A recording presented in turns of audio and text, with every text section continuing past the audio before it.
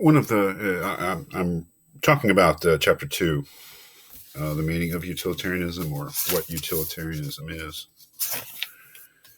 What utilitarianism is. One of the figures that you'll see repeatedly in this chapter is Epicurus, the ancient Greek philosopher, who was a rough contemporary of Plato. Came a little bit later, but around that time, around 300, 400 BC. Great philosopher, very, very influential philosopher of the time. We have a few of his works, not like Plato, but a few, enough to know what he was about. So if you're a follower of Epicurus, you're an Epicurean. And if you're an Epicurean and a follower of Epicurus, you're a hedonist. And if you're a hedonist, that just means that you believe that pleasure, not if the good, pleasure is the good and the only good. And it's clear that Mill is a hedonist. Mill is an Epicurean. This is obvious in his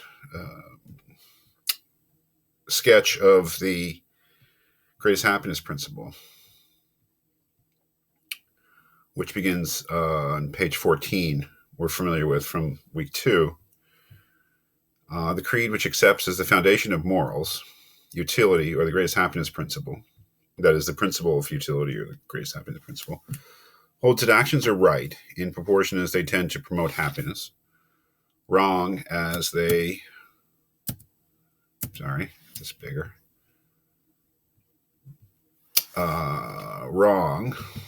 as they tend to produce the reverse of happiness. By happiness is intended pleasure and the absence of pain. By unhappiness, pain and the privation of pleasure. To give a clear view of the moral standard set up by the theory, much more requires to be said, in particular what things it includes in the ideas of pain and pleasure, and to what extent this is left an open question. But these supplementary explanations do not affect the theory of life on which this theory of morality is grounded, namely that pleasure and freedom from pain are the only things desirable as ends, and that all desirable things, which are as numerous in the utilitarian as in any other scheme, are desirable either for the pleasure inherent in themselves or as means to the promotion of pleasure and the prevention of pain. This is the very foundation of Mill's utilitarianism, that idea that the only things desirable as ends are pleasure and freedom from pain. That is, everything else, I think we could say that we want for the sake of something else, but we would never say that about pleasure or freedom from pain. That is, if you say, I want a new car, it makes plenty of sense for somebody to say, well, why? Why do you want a new car?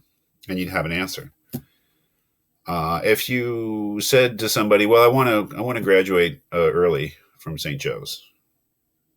Yeah, well, that's interesting. Why? And whatever your explanation, would make sense to give an explanation. If somebody said,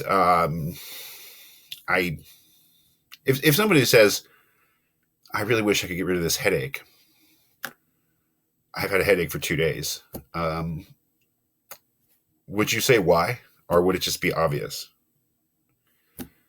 Why? It wouldn't make, what do you mean why? Because pain's bad? You knew that, right? Or if someone said, I want to be happy, would it make sense? Well, why do you want to be happy? We can say those things, but in a certain respect, they don't make any sense, because what Mill is saying, they don't make any sense, because that pleasure and happiness are goods that we want, and that pain is a bad that we want to avoid. It's just so built into, as he says, our theory of life,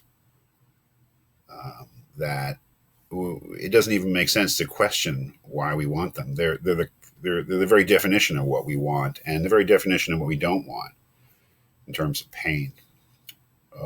Proving that pleasure is a good, and that happiness is a good, and that unhappiness and pain are bad. You can't really prove those things. All you can do is to say, well, our whole theory of life, that is, our whole sort of modus operandi, our whole approach to life, just takes it for granted that pleasure and happiness are good, and that pain and unhappiness are bad. Now, having set this down, now he has to defend it from As he says in the beginning of this chapter, some people hear the word utilitarianism and they say, "Oh, it's so dry, and it's so free from any joy that I can never accept it." He says those people are wrong. And some people who know perhaps a little more about utilitarianism say, "Well, it's all based on pleasure, and you can't base a morality on pleasure." Kant would say that, I think. He says, Mill says, those people are also wrong. But those people are that objection is the one that clearly Mill is more bothered by. Really, the idea that pleasure is the good, and that Epicurus was basically right, and that Epicureanism and hedonism are the basis of morality. He's got some explaining to do, right? Because he's got to define what do I mean by pleasure? Are all pleasures of equal value? Those are the questions that he immediately takes up in defense of the greatest happiness principle, or the principle of utility, whichever you want to call it.